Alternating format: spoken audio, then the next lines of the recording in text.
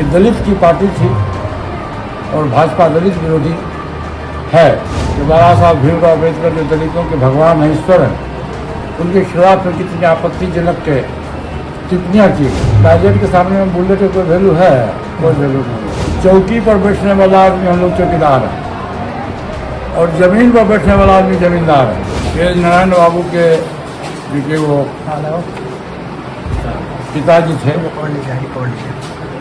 और उनका जन्म 1897 ईस्वी में हुआ था और उनकी मृत्यु शरीर के प्राण उन्होंने त्यागा 95 में, मतलब 98 वर्ष तक वो इस पृथ्वी पर नारा की जनता और बिहार की जनता की उन्होंने सेवा की। और उनकी कभी भी इच्छा नहीं थी कि हम एमएलए बने, एमपी बने, लेकिन उन्होंने समाज में को जोड़ने का काम किया और अच्छा पुत्र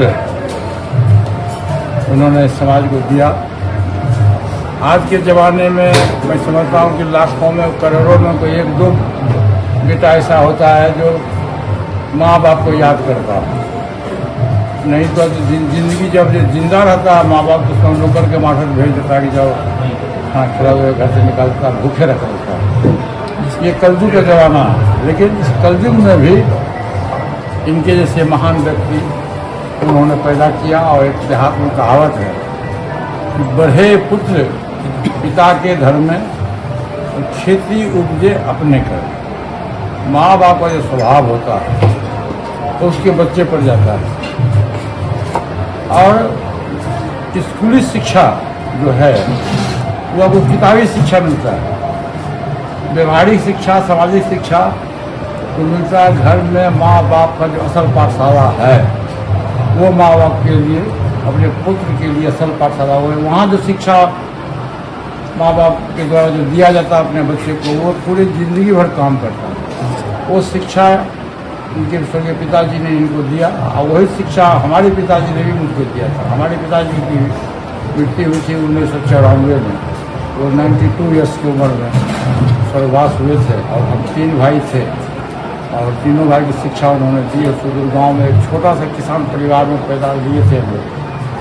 और देश के सर्वोच्च प्रजातंत्र का जो मंदिर है लोकसभा, वहाँ हमारे तीनों भाई को मौका मिला अपने मेंबर ऑफ पार्लियामेंट बनने का और भारत सरकार का मंत्री बनने का भी दूसरे भाई को।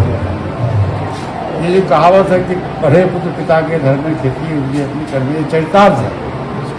और मैं अपने मित्र तेजनाथ यादव जी को बहुत अपने दिल से बधाई देता हूँ कि अच्छे पुत्र पैदा किए और उन्होंने अपने माँ बाप की सेवा मरणोपरांत भी। 30वां वर्ष है उनकी पुण्यतिथि। मैं अगले वर्ष में आया था और इस बार भी मैं आया और जब भी इनका बुलाहट होगा मैं सभी आऊँगा। और हमारे पार्टी के, हमारे परिवार से जिनका रिश्ता है नहीं और हमारे पार्टी से भी, जैसे हमारी पार्टी की स्थापना हुई 28 नवंबर 2000 ईस्वी में, उस समय से ये हमारे साथ में, चाहे अच्छा दिन हो बुरा दिन हो, कंधे में कंधे मिला के रहे।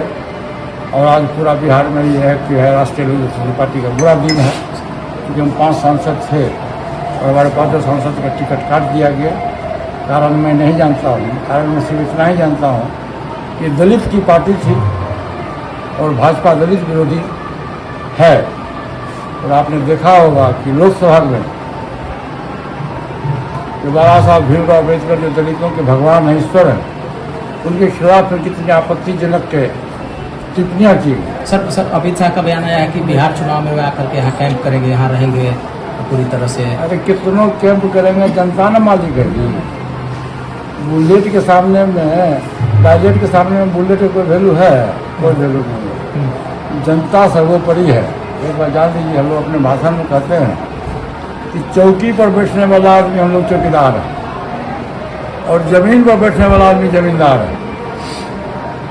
उसके एक वोट से देश में प्रजातांत्रिक व्यवस्था है, मौलिक अधिकार है। राजा हो, रंग हो, प्रधानमंत्री हो, होम मिनिस्टर हो, मुख्यमंत्री हो और एक गांव में काम करने वाला क्षेत्र का मजदूर हो। प्रजातांत्रिक व्यवस्था में सबको मौलिक अधिकार है एक वोट देने का। गृह मंत्री जी को 2 वोट देने का अधिकार है?